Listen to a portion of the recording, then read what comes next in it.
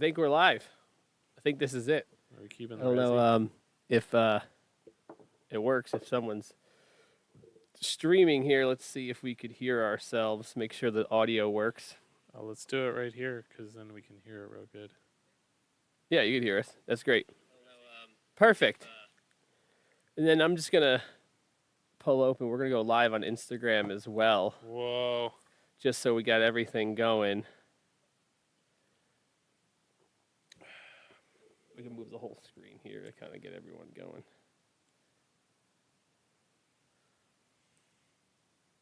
I don't know what I'm going to do. Put it over here. On this? It's not far. No, wait. Maybe I can go back here. Oh, it looks like shit. You mean the whole studio looks great, dude? Yeah. It's a studio. If we put it on that, move this over, roll the card over. Could be something like that. Anybody watching? Hello? Hello? 2 viewers. We'll be able to edit all this out later, probably. Yeah, because it's live, right? Then we edit it? I'm not really trying to edit it, but New studio sick. Thanks, Ben Leader.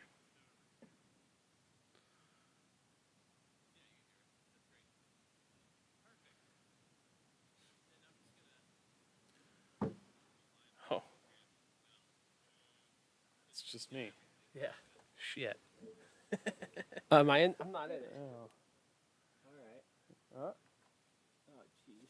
keep it there and just turn the whole thing. That would make too much sense. It's all the way wide, right? Oh, jeez. dropped your books, nerd. Oh, jeez. We could just go sideways. There you go. Why not? Okay. We're live on YouTube. We're live on Instagram. If you're on Instagram, you might as well go to YouTube because that's where the live chat's gonna be. Shout out Rob Hovey. Yeah, Rob Hovey. Hell yeah, Yeah. dude. Nice. Is that this playing through there? So Sure delayed. is. I got the Milwaukee drills on the screen. Whatever. All right, this is BFS Live, Breaking Free Live. This is the reboot, the rebrand. This is the new format we're going to do. I'm trying to do once a week. Roughly the way I'm trying to structure the new podcast, the live show, is I want it to be about 1/3 BFS normal news and stuff, right? Mm-hmm.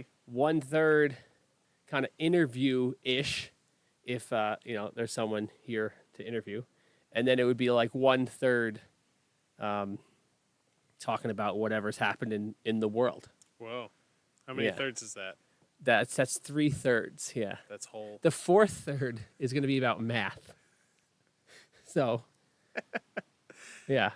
If you're on Instagram over there, if you head over to our YouTube channel, you could get in the live chat because it's mostly going to be YouTube. We're just streaming on Instagram now just so, people know we're doing this because this is the new thing. Rob Hovey in the chat, he wants to ride. That's right. This is Blaise Rosati. You were in the live stream the other night on the 8 Years BFS. You were co-host of my old podcast. That was a good time. Also, relatively good friends. And, Relatively. yeah. So I figured first I'm going to talk about some BFS stuff. Holidays are going. Sure. I just posted all the holiday hours, open early, all the usual stuff. Are you open today? Yes, I'm open today. Open tomorrow. New Year's Eve lock-in. Sold 0 tickets so far. So That's that not might be a enough. wash this year, which kind of sucks. Are Rich and your brother coming? I don't know if they're coming or not. Oh. And yeah, I just posted the flyer for Tykes on Bikes or Boards or whatever. That's a special time for just little kids. Sunday? That's the first Sunday of each month. Fox's Bagel Shop is sponsoring that, so they're going to send us like a couple dozen free bagels. So That's awesome. if you got little kids or you happen to be a 4-year-old watching this podcast right now, you can come out to Tykes on Bikes. That'll be cool. And The turnout for the last one looked great. that was amazing. That looked Yeah, really that was cool. really good. A lot of old BMX dudes with kids. Yes. And it looked like a really fun time. Yes. Yeah.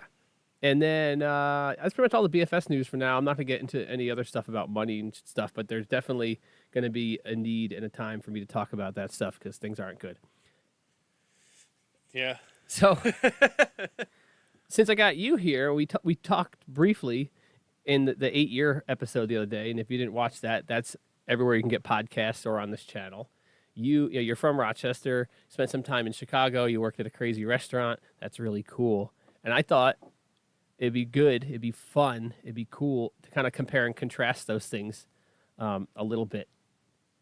Because I moved to Rochester because I really like the small city. I think my take on it is that small cities come with a lot of the cool stuff that big cities have, but not with a lot of the bad stuff that big cities have, right?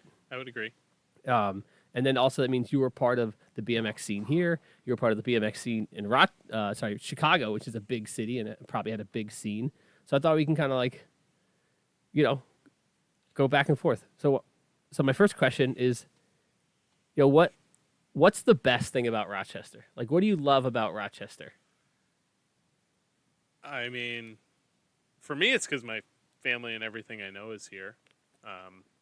But I think I would second what you just said in that it being a small city with like a lot of the it truly does. We have a lot of, if you've ever been to I always say a real city, Rochester's got a pretty awesome, just about everything you need without all the stuff that makes a big city awful. Like our traffic isn't that bad. True. We have pretty inclement weather. Is that the right word? Inclement? Inclement would be poor weather. Yeah. So you think you have fair weather or fair bad? weather? That's You have fair it. weather. Yeah, Okay, yeah. see? The summers are really nice here. Summers are nice. We don't have any like gigantic natural disasters. We're not in a volcano. There's no mudslides. There's nothing terrible like that. Yeah. We have an awesome skate those park things here. aren't really that Rochester specific. That's just They're like small city. northeastern. I would say they're kind of Rochester specific. We have less bad weather than certain parts of Buffalo. Well, that's fair. Yeah, Lake You Effect. go Lake you Effect go banding, you go an of course. hour west and you're in awful winters still. Poop wall. Someone said. Poop wall's a Yeah, good that reason is to a good love point. Rochester. All right, Yeah. all right. Let's go with the opposite. Like, what did Chicago bring to the table that is just not here in Rochester? A restaurant scene that we just don't have because there's not enough people and money and established stuff. I feel like our restaurant scene's pretty good, though. I was about to say that our restaurant scene, especially for how small of a city we are, is truly incredible. I think we rival cities that are bigger than us, like Buffalo. Like I think our scene is just as good as Buffalo's, and we are much smaller. And we don't have an NFL team here. Yes. So it was Chicago was an easy one for me too because I have family that lives there, so I didn't have to like immediately find a real apartment there. I could like live with my family until I figured it out, and I had a pretty easy go of it, especially having visited and made a lot of friends with the Let's Roast dudes. Speaking of which, Let's Roast going out of business, RIP. Yeah. Huge like cultural center for BMX. Let's Roast is and was, and I think will always be, even if it doesn't exist. Is there something now that you're back in Rochester where you find yourself thinking like, ugh, like there's that one thing in Chicago that you just don't have it here. Like, is there Hot dogs. Is it hot dogs? Jack says hot dogs. Hot dogs are awesome. Yeah. The dogs in Chicago are great. I miss a lot of my homies out there. It's a decent drive. They don't have way less of a reason to come here than I do to go there. Like I go visit them pretty regularly, but they don't ever come out this way. Yeah. I feel like the summertime lake scene in Chicago is way sicker than here. Lake scene, huh? I remember my buddies there asking if we, like, oh, you guys are on a lake. Like, do you guys have a good swim spot? And then I just pictured Charlotte. Were you not live? I was live on my personal Instagram. I was wondering why it said Breaking Free is live. That's funny. You got too many Instagrams, Dave.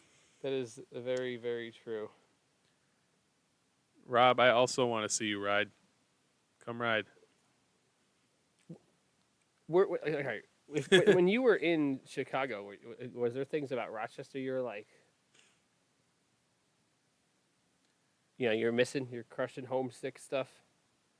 Um, Honestly, not that much because I had some good long time friends. Nice, dude. Yeah, dude. Dude? Yo, Nate. Where's Nate? Shout out to Nate, Strange Bird, dude. um, I don't know. I guess I miss my family more than anything. I feel like there's a lot of stuff that's interchangeable from. I mean, Rochester and Chicago, I feel are very similar. Yeah. I feel like Rochester is like a tiny version of Chicago around the lake. Shitty winters, Yeah. It's very similar stuff. Well, let's talk BMX scene. Yeah. For people in the live chat, now that we're on the right account, we're streaming on YouTube. That's where the live chat is. If you're on Instagram, you could see us, but YouTube is where this is happening. So we're talking with Blaise about the differences between Chicago and Rochester, and we're about to talk about the BMX scenes. So I mean, how yeah, much, and that's a loaded how far do you topic. want to get? Because I feel like the BMX scene in Rochester is pretty dry. There's not a lot going on here like there was 10, 15 years ago. So as an outsider looking at it, I imagine just going to living in Chicago for a few years was awesome because they have a thriving BMX scene, or at least it looks like it from the outside. One of the coolest things about traveling and living somewhere else is, as a BMX rider that grew up in a scene like Rochester that had a really established scene and one that kind of died off. Pretty much if I see a kid on a BMX bike here, I know who it is. True. Or yeah. I've seen them before. I have some idea of something about them as a BMX rider or whatever. In Chicago, I'd see kids all the time. I'm like, I've never seen that kid before. And I was hanging out at the shop all the time, riding bikes, going to the skate park, in the scene or whatever. But it was sick. There was just so many different people. Yeah, I mean, the scene there is awesome. Those Let's Roast dudes do all kinds of cool stuff.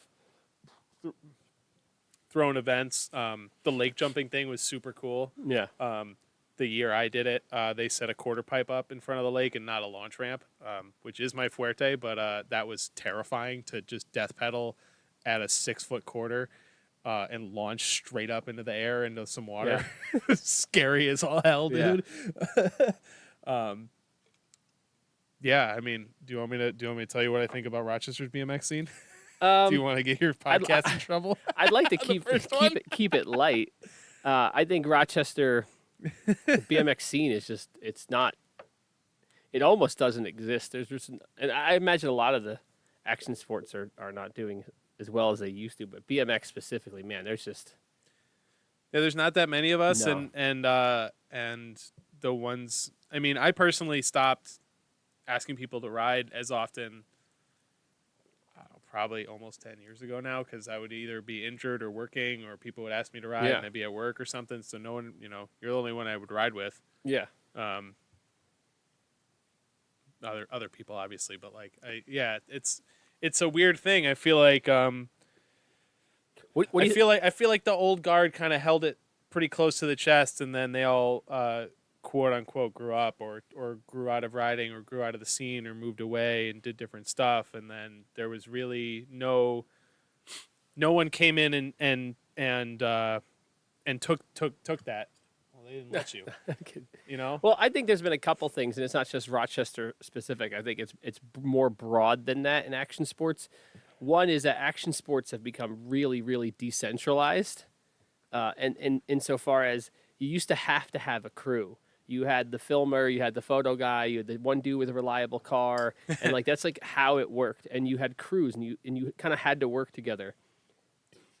Now, all you really need is a phone, and maybe a tripod, and a tripod, or a really nice cone. So I think that in general, the decentralization of action sports makes local scenes have an uphill battle to really have a strong sense of community. I mean, that makes sense. I don't think of that aspect of it because my dad owned the skate park and no one wanted to ride with me, so I didn't have that anyway. Yeah, except for Colin or whatever. But yeah, no, I think that's totally right. Yeah, when I was younger, riders almost all traveled in packs. Yeah, And now the majority of people that come to the skate park, by like a huge percentage, are individuals that just come to ride. Yeah. It was never like that. We used to be like, all right, we're going to this place. We're loading the car up, Maybe, That was, I mean, this might be a sidetrack, but I remember when I got my first car and I'm like, why aren't I going on like road trips? No one's asking me to go on road trips. And I had to have the realization like, oh, I own the car. Yeah. I have to decide to go on the trip. And then I Yeah. texted a bunch of people. I'm like, let's go on a trip. And then we loaded the Volvo up and we all went on the trip. And that was we did that 2 weekends ago and it was so much fun. Like going to fucking race. Like that's the core. Swearing. No swearing? Yeah. Darn. Well, I think, John, so much of this is the internet and the phone-based childhood or phone-based life, because all the domains I exist in, it seems so hard to get people to come out to events and to engage.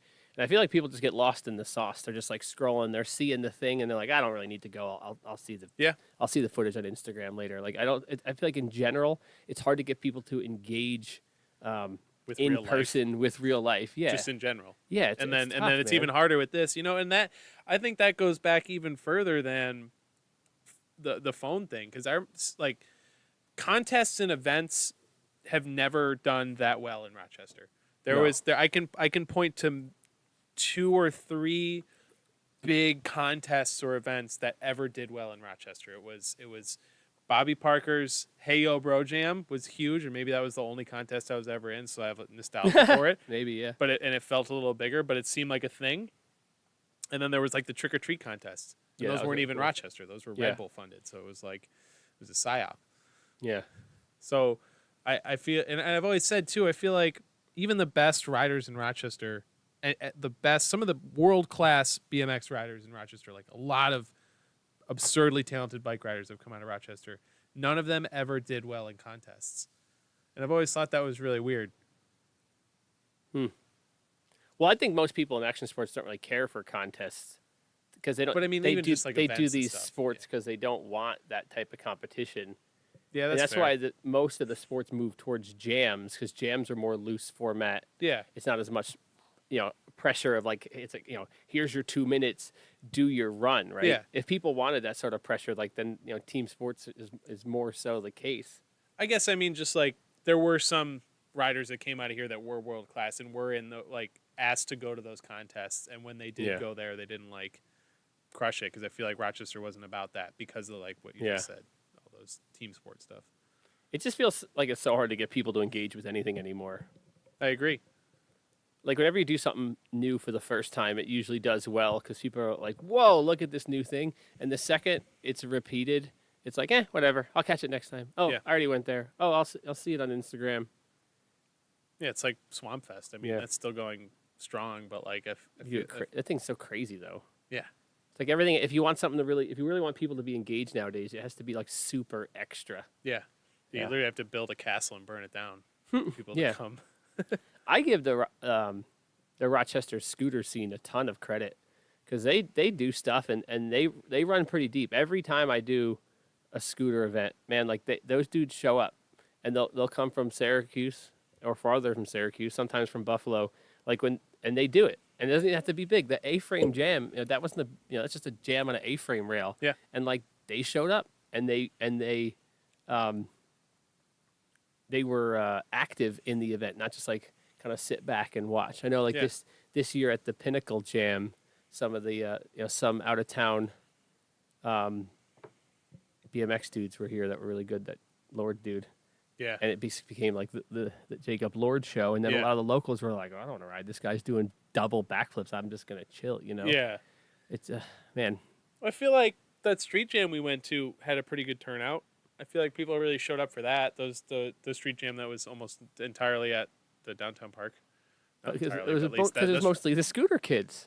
Well, there was a bunch of BMX kids. I honestly take a lot of credit for our scooter scene being so good, because when I first got here, man, I used to hammer on the scooter kid, on Dylan. Yeah. And being like, dude, you have to.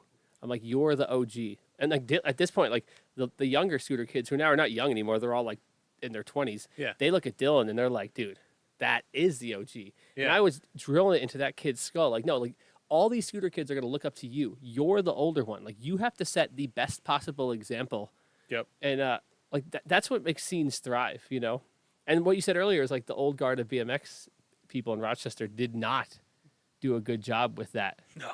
and the scooter kids did, and I'll take a little credit for that because like I said, I was on their butts about it. Well, it's also yes, and I feel like scootering is younger too, so you're able to like they're still going through the motions. In like 10 years, maybe it'll follow the same path that the BMX scene Possibly. in Rochester did. The Rochester BMX scene's old. I mean, look at Jimmy and Nate. Yeah, They've been around forever. They know Yeah. everything. They've done it all. There's like no. What's crazy to me is like BMX feels so dry, and like I see a lot of young kids are in mountain biking in the RYCC, Rochester Youth Cycling something with a C, and Roots, the other one. They'll have like 30, 40 kids show up to go mountain biking. And mountain biking, like if I was 12, mountain biking sounds boring as hell, and BMX sounds cool as hell. And the barrier to entry is way higher. Yeah, and then I see there's kids on dirt jumpers now, and that's more popular almost than BMX in Rochester right now. And dirt jumpers cost like twice as much money as a BMX bike, which is crazy. And then the BMX racing scene is really pretty strong now as well. Really? And those people have expensive bikes, more so than BMX freestyle bikes, and they travel a lot to go to these races. Yeah, because there's only a couple tracks around. And yeah, and you'd think I'd see more crossover with those people, and I really don't. But I don't know, bikes, I don't know. Skateboarding always does well because like everyone loves skateboarding. Skateboarding's its own thing. Yeah. It's like I always go back to that when people see someone skateboarding, they're like, "Oh yeah, you're a skateboarder." You see someone scootering or riding scootering even is like even scootering. I feel like is an easier thing to acknowledge when you see a BMXer like doing a handrail or jumping down a stair. Say like, "What the hell are you doing?" Yeah. That's a bike. What the hell are you doing? You see a skateboarder, you're like, you're one of those guys, skateboard guy. Yeah, I think you still see all the same decentralization of the sports. Like skateboarding is like in Rochester, there's so many little cliques, and it's not even like clicky like it used to be. It's like those 3 kids, those 4 kids. I mean, but there's 3 different skate shops in Rochester now. That's crazy. Like, Yeah, it's no we're the longer just only BMX everyone's shop. behind the one thing like it used to be. Yeah, it's what do you think would be if you were to nail down 1 or 2 things? What do you think is making has caused that dryness and that void of a BMX scene? I just Is it just all the of it, decentralization? yeah, or I is think it the decentralization of social media, it just fostered just kind of you do your own thing and post your clips and get your likes versus you meet up with your homies and do your thing. I think that's part of it. I mean, I think we're just losing a lot of kids to screens. We're losing kids to tablets and things that aren't action sports. And skateboarding is the behemoth. Skateboarding is always the most popular one, so you're not going to see it quite as much. Yeah. To where when you see like rollerblading is, man, there's like 4 rollerbladers. As far as like young rollerbladers now, there might be less than 4. It's just There's young rollerbladers. I didn't even know that. Yeah, there was a few. Really? A couple of them got to teenage years and stopped coming.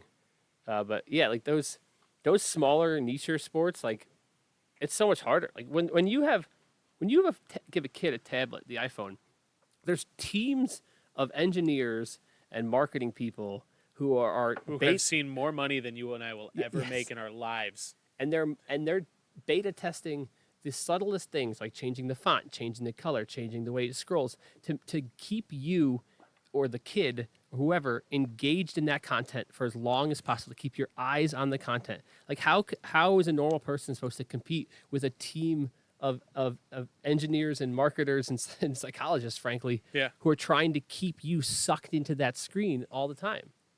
You'd stand no chance. You watch the kids that come here and ride. They ride, they sit down, then they're like, I gotta get in there, I gotta check my feed, I gotta send my Snapchats. Like, how do you? I mean, I do it. I'm 30. Yeah, everyone does it. We're all guilty of it. Yeah. It's hard. I keep thinking about what you said about how there's just not that new crop of kids Yeah. every year. Like every especially I went away for a year or 2. I came back and there's a whole new group of kids, and then the younger kids are a little older. Because that's what happens. Yeah. They age. Time. Yeah, Time goes by. Yeah, and just like the great philosopher Riff Raff said, Time Goes by, and it don't stop. We should pull that up. That'd be amazing. You pull it up, Jamie? But like, there's always a new group of younger kids that get into skateboarding and BMX and scootering or whatever it is, and there's like a group of them, 4 or 5. There's always like the new crew of younger kids in the park, and they're just not here. Yeah, what I've seen over the past 5 years is that new group is a little smaller, and like today, I mean, it's mid-December, it's cold, it was rainy, the snow melted, but and it sucked outside for the last 3 days. I had 5 people today. 5. I'm frankly, like, I don't know how I make it, like, at this point. Like, if this is, like, I need this winter to be a good winter to get out of the hole I'm in, and it's, like, looking like it's about to be the worst winter I've ever had, which means I don't know how I'm even going to make it to the next 2 years on my lease. It's, like, it's terrible, dude. Yeah. And, like, we did 2 skaters tonight, inline. So that's $10 each because it's inline night, roller skate night, right? And then Ben Leader was here, of course. He has a pass. Ben Tripp was here. He has a pass. And then Caden and one other scooter kid. So like literally, like, I had 4 people who paid today, and 2 of them were half off. So that's it's 46. I made $60 today. Like, it's not sustainable. Yeah. But I got my Facebook ads out today. So to bring it back to the skate park stuff, the Facebook ads are really, really confusing. Really? Like I'm like not the dumbest person, and like trying to figure out how to get these Facebook ads to like be the right style, and like it was really complicated. It took me like several days of looking at it to figure it out. Hire some of those app marketers. Yeah, right? Yeah, just hire those people. Right? But I did Tim Pool's listening. Talk to Dave. Yeah. They it's pretty cool though. You could do this like beta testing, and you could let the AI in the ads, because I uploaded like 3 pictures of little kids riding, 3 drone videos, and maybe 6 pictures of the skate park. Yeah. And then you put in some text, and then you allow the AI to like see what like it was engage with, what people like. It comes up with its own text. I was like, oh, come to Rochester, the biggest skate park in New York. And then it like adds these really cheesy ones. Wake up, Rochester. You have this amazing park in your backyard. Like really funny. That's pretty awesome. Yeah. So then it'll like take different pictures and the different videos, and then it'll change the text, and based on what people like engage with, it'll pump more of it or whatever, which is cool. The drone videos look really sick because as you would be scrolling through your feed, it would be auto playing. So you just see the drone panning through the skate park, and the skate park looks so sick in like a slow panning drone shot. Yeah, absolutely. So I'm putting a couple $100 into the ads, and they're really targeted in Rochester. So I did a 1 pin right over the center of the city with a 10-mile radius, and then 1 pin right on the Barrington skate park with a 3-mile radius. So like the overall amount of users within that bubble, it actually tells you it was about 312,000 people within those 2 bubbles.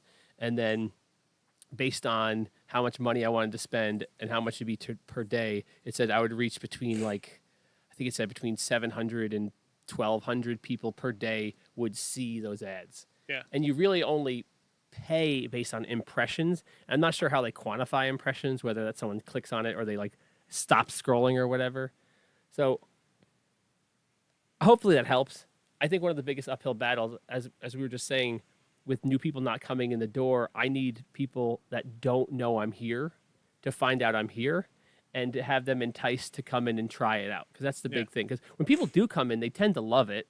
And anytime a parent finds something their kid will do that's not the tablet, that's not Fortnite, that they will engage with, and if they end up sweaty after the fact, they're like, this is a double positive, that parent will tell all of her friends' parents, or all of her friends that are parents, oh my God, my kid loved this thing. It was great. It was only $20. And those things really, really help the skate park. But it's about getting that one customer in, and hopefully, these Facebook ads help me. Because for everything, like the video I put out last year, like that helped. But like Patreon one? Yeah, the Patreon and everything. And like, this is not at all like to discredit what my customers have done for me. And I appreciate all of it. But like just getting extra couple bucks out of the people that already come here is not what's going to save it. What's going to save it is getting new people in the door. What's like we're talking about? The core of action sports is so small already. Yeah. The core riders that are here. Well, that's a separate phenomena. Yeah, that's true. I think the core is you find like having a skate park like this that's bringing in new people helps drive the core, but effectively they're two separate things because you cannot run a skate park just relying on your core riders. There's just not enough of them. Yeah. And they don't have enough money to spend. You have to have your, are we going to go to the trampoline park or are we going to go to the skate park? You gotta have have your to go after suburban that. families. Yes. Those are the people that come in, you got 2 kids, they're going to rent a scooter, they're going to pay $85, they're not going to bat an eye on it. Those are the people that keep these places open.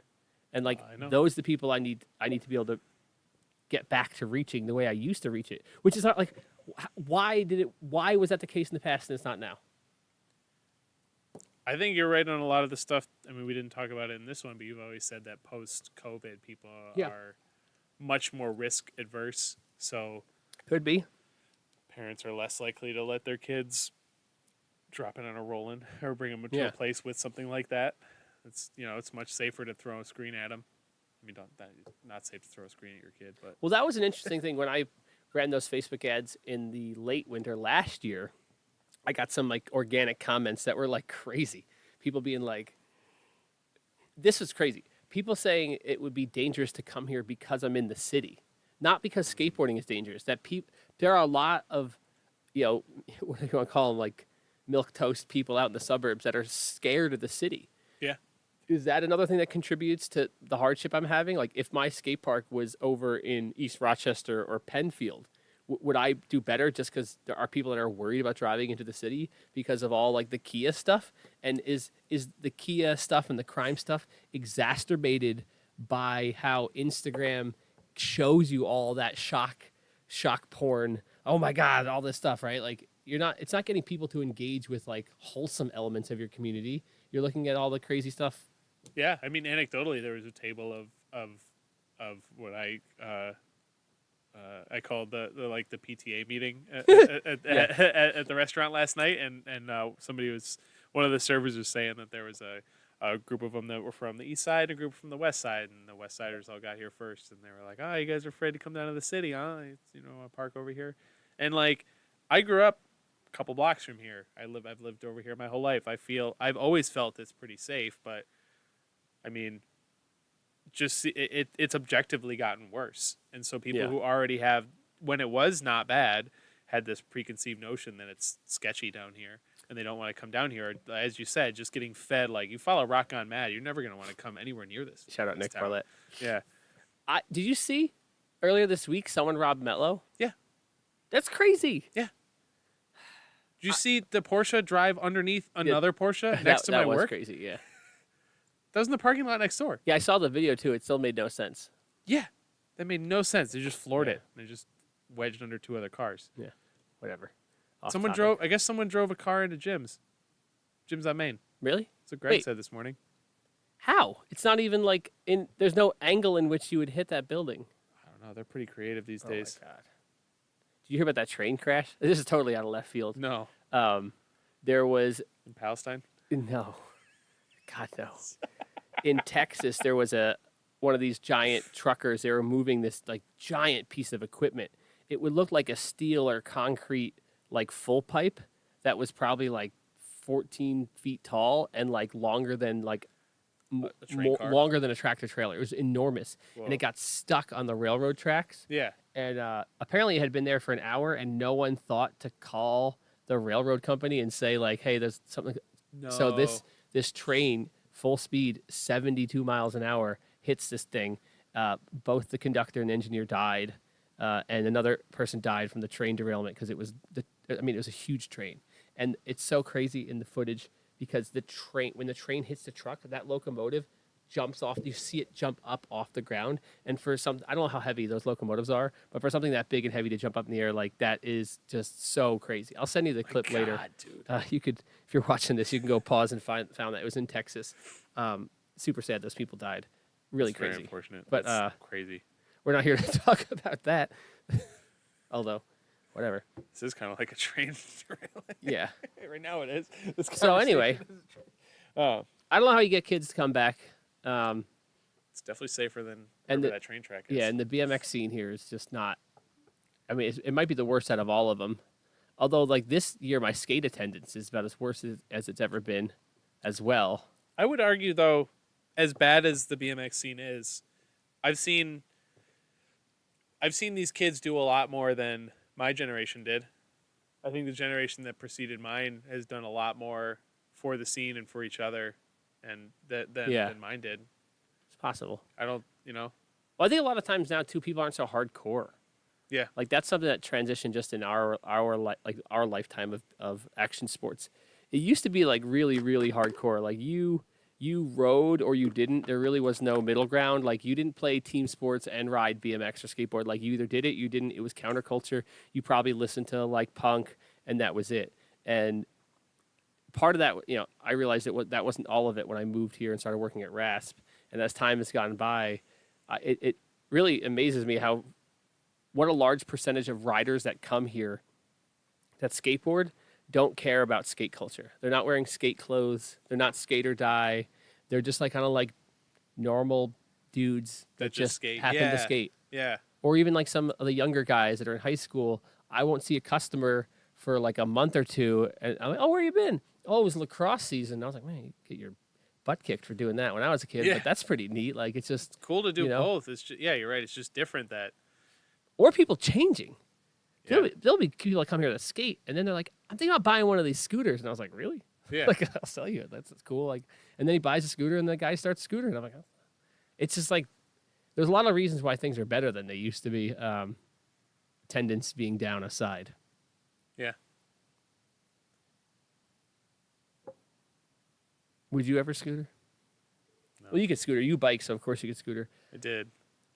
I tried. I was into it for a minute, and I kept, believe it or not, I got more hurt on the scooter I'd believe than that. I did on my bike. And then I believe that. stopped. It didn't seem worth it anymore. So, bringing it back around. When you lived in Chicago, was there an indoor park in Chicago? No.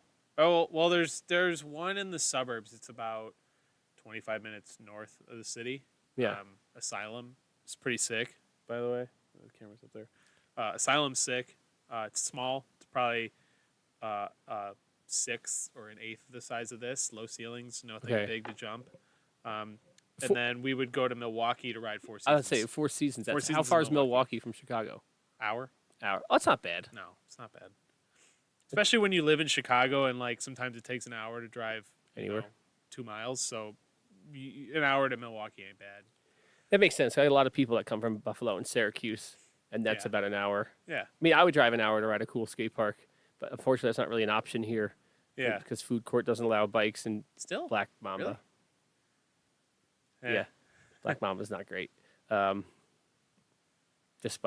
you see that Black Mamba, they're tearing out the box jumps they just built? What? Why? So Zippy, some guy convinced the owner, Scott, to build box jumps, right? And for some reason, they built them backwards. So the big ones were first and the smaller ones were later. So then no one really liked them. And then I guess for whatever reason, like a year later, now Scott is paying Zippy to take those box jumps apart. And they just built like the weirdest little resi thing too.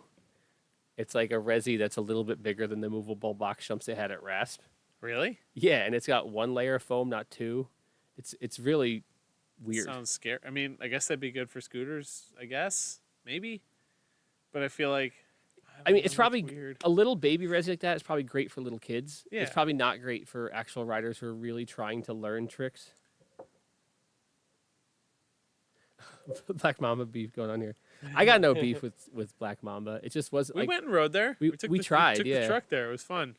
It was like I remember I was riding for like 20 minutes and I was like, this isn't doing it for me. Everything was just a little bit weird. Yeah. There's only And not- one and not- quarter and I not wanted good to air. weird. Yeah. Not like X Wheels. Did you ever ride X Wheels? I loved X Wheels. That was the good kind of weird. Everything was a Yes. little wonky. Yes. Everything was a little weird. And it was like the good kind where you're just like, how the hell is this here and why? And like there was all kinds of weird ramps and stuff. Your park's a little bit like X Yes, Wheels. yes. It's a very good amalgamation of RASP and X Wheels is what your park is. Yeah, now that I think about it. I want my skate park to be like somewhere between X Wheels and East Coast Terminal for the free people. I never got to ride ECT. That's cool. I heard everyone said it was the best. Yeah. Clips and forward from it. That's why everybody loves it. Or is it forward or? I rode there once. I barely remember it. I was probably 15, 16. I was on a road trip. We were driving up here, and we stopped on the way. I remember that mini ramp being like the sickest mini ramp. It just like the radius. I don't know. I didn't know. I could barely air a quarter, but it felt like, wow, this just like makes sense. Like the speed and the angle and everything. Never forget a quarter like that. First Yeah. couple where you're like, man, I don't know what I'm doing, but like, this one works. You got the Instagram chat over there, but if you're on Instagram, we're on live on YouTube. I don't see Blaise before Christmas. Oh, what's up? Oh, it's Austin Johns. Oh, hell yeah. What did he tell FB? You got to hit us on YouTube to join the live chat. Yeah. Everybody tell Austin he's got to do a front flip. Yes. It's sick. It's crazy. He's got those backflips dialed, by the way. The opposite front flips. Is he doing them on wood yet or on resi? I don't know. I saw No. a bunch into the foam. They look really good. Did you ever ride? Sorry, one more. Did you ever ride East Shore? That was in Ithaca. I don't think it would have. No. Sense for you to ride that. I don't even. I don't know if I've even seen it. I'm sure if I saw a picture, I might have cool recognized it. That was in Ithaca. You'd think there'd be like when you stop and think, it makes sense why there aren't more skate parks. But you would think that most metropolitan areas would have a skate park. Yeah, you would think so. Especially in a place like Chicago too. It's like kind of like here, kind of like Buffalo. There's a lot of industrial spaces, but I would imagine the ones that are cheap enough to put a skate park in are in a really bad spot and run into the same issues you're having.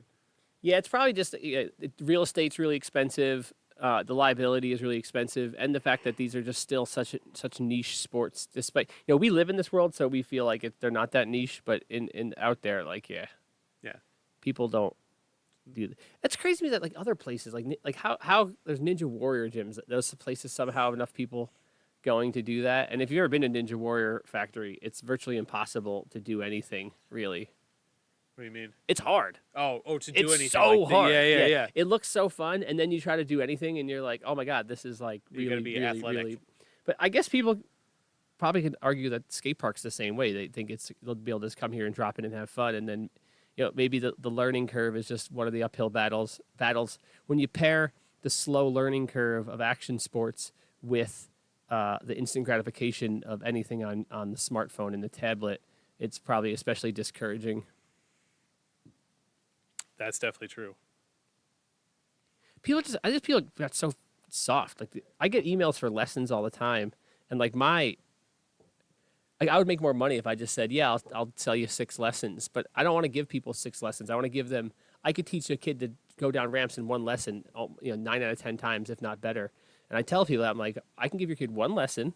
He'll have an entire framework, and he'll be able to take that and scale and learn on his own. Which is why I do this. This is why this is so important to you and me and everyone that does this. Is because like that personal progression that's yours and no one else's is the most valuable part. And when a mom emails me and they're like, give my kid 6 lessons, hold his hand through all of it. It's like, that's not what I want to give your kid. I want to give your kid freedom. There's this weird parallel, and maybe this is one of the Achilles heels of this as a whole, and something that comes out that Greg says a lot, where it's like, you don't want to sell out. You don't want to sell people something they don't need. I can't imagine there's all that many, albeit I'm sure there's some people that are like, I'm a Ninja Warrior. That's my thing. Yes. There are some of those people, but Yeah. I'm sure there's a whole lot more like parties and groups of kids and whatever else that keeps those going that come in and they're like, yeah, I'll sell you a month pass and I'll never see you again. I'll sell you a year pass for you to come and do the monkey bars or whatever they do at the Ninja Warrior Factory. And they don't bat an eye at that because they're running a business or whatever. And people like you and I and like the people before us that have done this stuff are just, I don't want to sell you on something. This is my life. This is my culture. This is my like everything. And I'm not going to just sell you a bunch of shit you don't need to make money, even though it would help everybody. It would help you. It would help everyone who loves this stuff. Like, it's a weird thing where you don't want to like, it's all too real. It's hardcore scene stuff like that. That's like that. I feel like that's like a tenet of that. You don't want to like rip people off just to make money, even if it would help us as a whole, unless it's like the government or something. Then you can rip them off. Yeah, I just did that. I built that Ninja Warrior wall, and the people that opened that new Ninja Warrior gym used to be patrons of the other Ninja Warrior gym, and their like general manager was a guy that was a manager of that one, and kind of like what you said. I guess the story I got was that they transitioned away from the competitive style of Ninja Warrior, which is Where you know people are like training to be on the TV show or yeah whatever. training and like holding regional contests and all this stuff, and they wanted to focus more on things like birthday parties, things that make more money. And I totally get it as a business owner, right?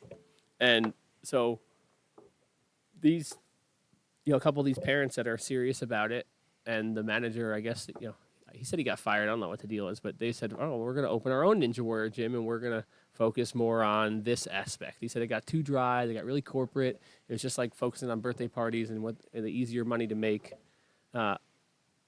Which I'm sure were the right business moves. Assuming this situation here extrapolates into anything like what this is. And the birthday party thing is tough for me because, like, any kid will go to a Ninja Warrior place for a birthday party because at least you could jump on a trampoline or jump in a foam pit or something. If you have a couple friends that are just gamer nerds that don't do this, you're not going to have your birthday party at the skate park because two of your friends will not be able to do anything at all. Yeah. Like you said, the learning curve's too high. You can't just have like 15 of your friends come out for a birthday party.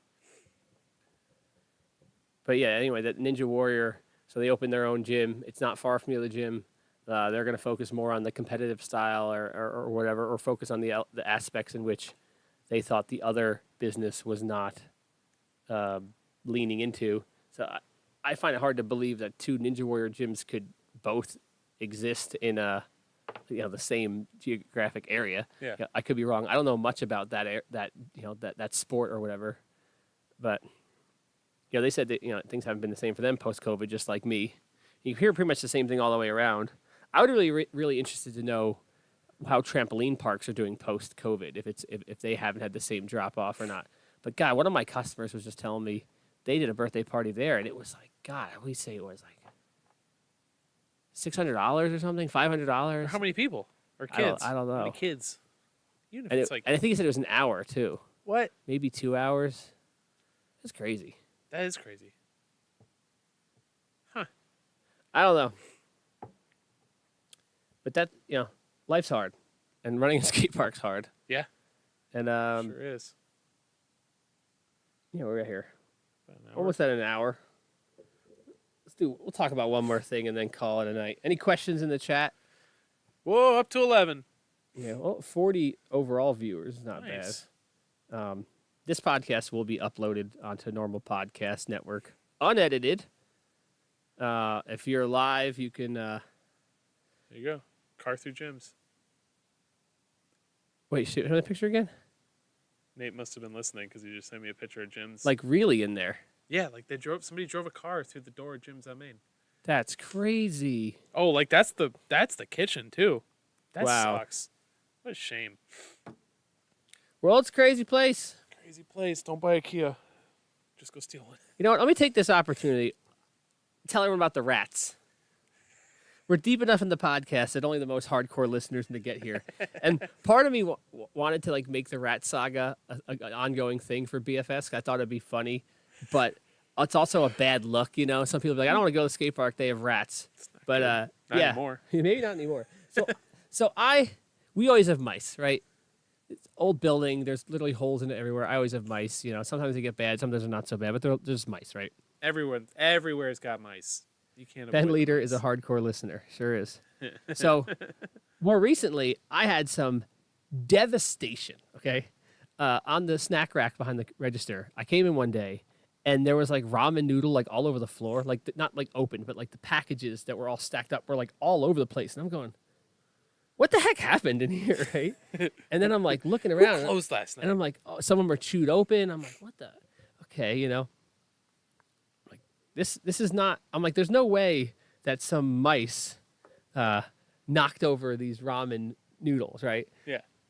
So I cleaned them all up, and then I noticed some had dropped behind the refrigerator. Yeah. So I pulled the whole thing apart, and they're like ripped open, like half eaten. I'm like, holy crap! Like, Something. I think big this got is bigger than a mouse, you know? Yeah. I'm like thinking, is there a raccoon in here or something? Is there an opossum? Yeah. You know? Then next day, Cliff Bars, a bunch of the candy. So I had to throw away like a ton of food, right? Yeah. Puts out some glue traps.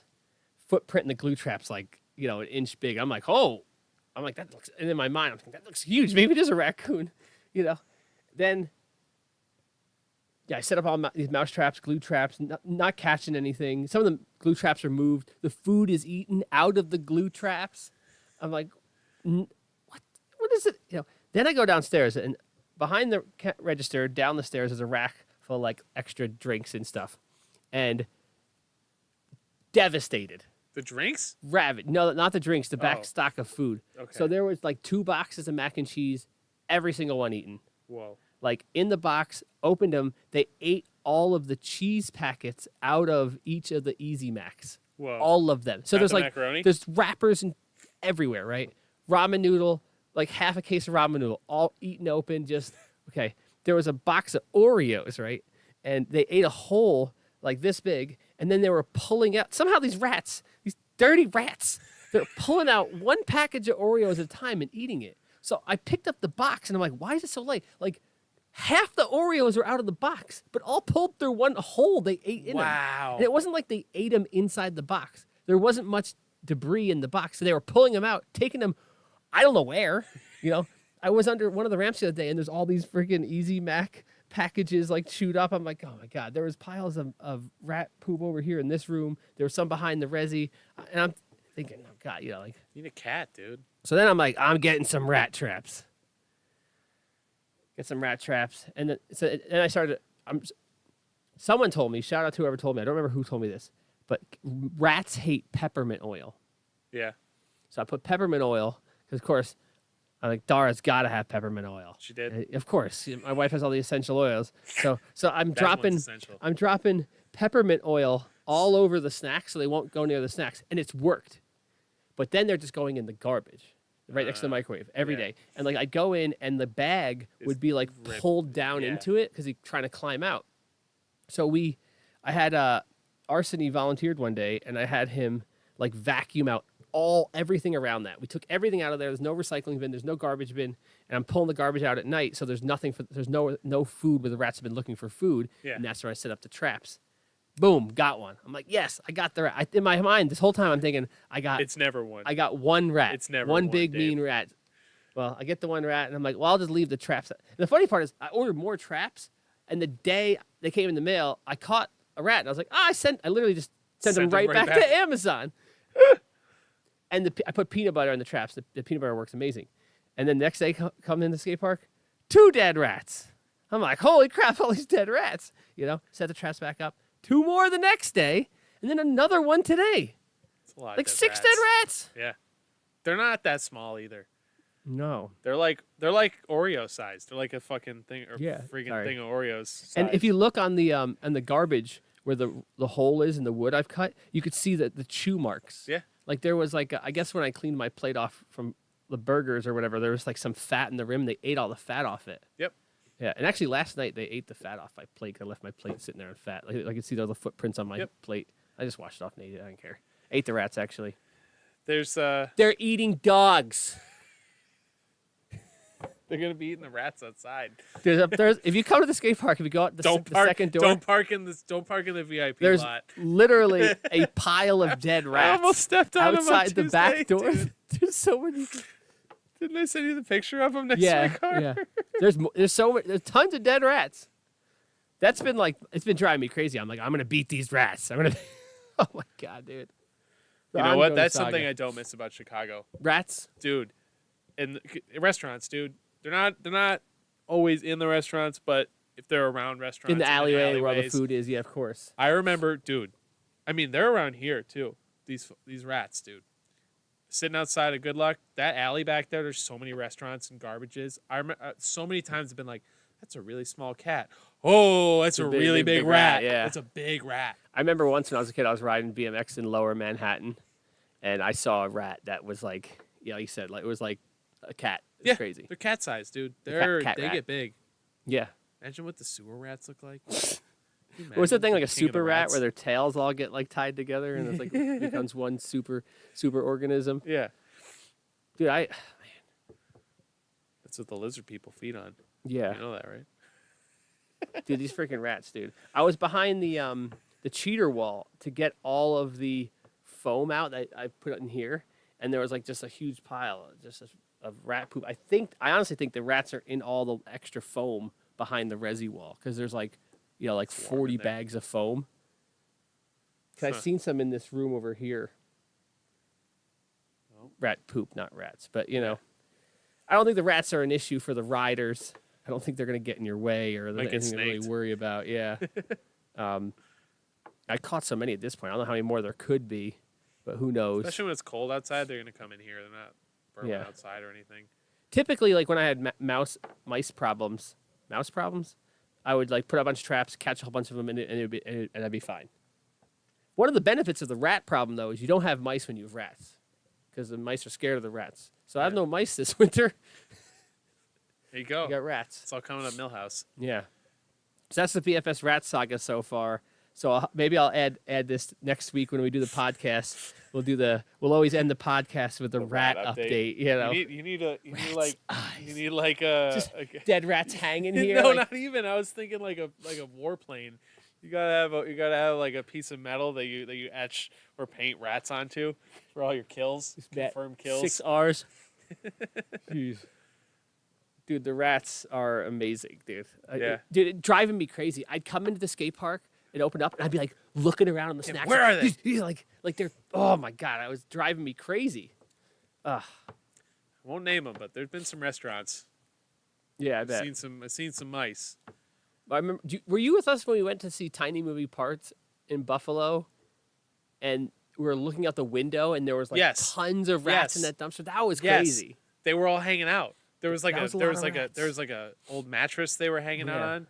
That was wild. That was at that show with the awful openers. What was that venue called? I can't remember. It was like Buffalo Recreo. I don't remember what it was. Rec Room? Rec Room, maybe? Is it Rec Room? Because Waiting Room, I think, was the venue that closed in Buffalo randomly. And then Mohawk is that like Bug Jar-ish one, right? Yeah. Now we're talking about music. Mohawk's that means sick. we've been doing this for too long. Yeah. So that's it. That's an hour. That's cool. We'll call it there. Thank you to our Instagram Live viewers. This podcast will be saved on YouTube. Tomorrow I'll export the audio, upload it to the podcast feed, so you'll be able to listen to this on whatever podcast place you listen to it. Spotify, Apple, Google Play, all those places. It'll be there. Unedited. It's not on SoundCloud. It is not on SoundCloud. And I'm going to try to do this once a week. We'll see how that goes. I'm available once a week. We can figure it out. Yeah, I figured, maybe whichever. This is what I do at least once a week anyway. Yeah, Come and sit down and we talk about this stuff. So, like I said, like trying to do it like 1/3 skate park news, 1/3 talk about life, 1/3 I don't know, interview-ish if I get new people or whatever. Yeah. I'd like to get different guests, different times. So if you've made it this far into it and you want to be on this podcast, all you have to do is reach out to me. We'll pick a day and basically we'll lock the door at 10 p.m. We'll come into the studio because the studio's at the skate park, and then we're going to talk. And we'll talk about anything and everything. Yeah, send the 9. We're going to send a 9. Like skateboarder, whatever, scooter, old guy, young guy, parent. Like I'd love to talk about parents, talk to parents about dealing with their kids and whatnot, which that's a hard sell at 10 p.m. at night. So shout out Dennis Hornbeck. I'm running nose. I'm just getting over being sick. Oh, the heater works. Yeah. I'm going to insulate the room a little bit more so it'll be warmer. More foam, less count. But yeah, feel free. You can comment on the YouTube or whatever. If you could review our podcast on iTunes, whatever, that would also really help. I'm probably going to rebrand the podcast, give it a different name or something. I'm not sure exactly what we're going to do quite yet because this isn't really. This could just be the local lines. It could be. That's not a bad idea. I was just thinking about calling it Breaking Free Wrench Life, just combining the two podcasts. I used to do Wrench Life, put them together, whatever. So would love your insight. Follow Breaking Free Speech, at least that's what's called now, on Instagram. If you're not doing so, you can subscribe on YouTube, You could follow the podcast on the podcast platforms. And I think that's it. Sweet. Thanks for having me. Cool. It's a good time. Yeah, glad you came because I posted that thing today. Who No wants to be on the podcast? no And one we had like no customers today, so I had no one to even really ask. So thanks for being here. Yeah, dude. Let me grab my phone. We could end that live stream there. How'd this do? We got some. Joe was in it. Rat Saga, skate park cat. Yep. You got a Roomba, dust-free ramps. That's funny. That's really funny. That'll keep the rats Yeah, away too, yeah. dude. Or they'll The ride Roomba. the Roomba. That's mad funny. Dude, imagine a Roomba in here. That'd be really funny. It's fun. We It's should funny. get one, I dude. can- You got to do that, just as a video, as a gag. Like have the Roomba in the skate park bowl. Roomba. It's like lost. Like goes down the The bowl same again, thing, yeah. but it's like doing jumps and stuff. That would be pretty funny. Get the GoPro on the Roomba, it goes down the roll-in. I wonder if you could have it. It wouldn't be able to get up the ramps.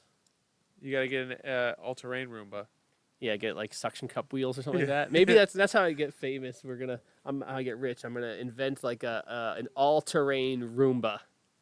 That's it. They make like lawnmower Roombas. All right. Well, thanks for watching, Sweet. and I will see you at the skate park later. Godspeed. Let's see. You are not able to reconnect. Oh, stop stream.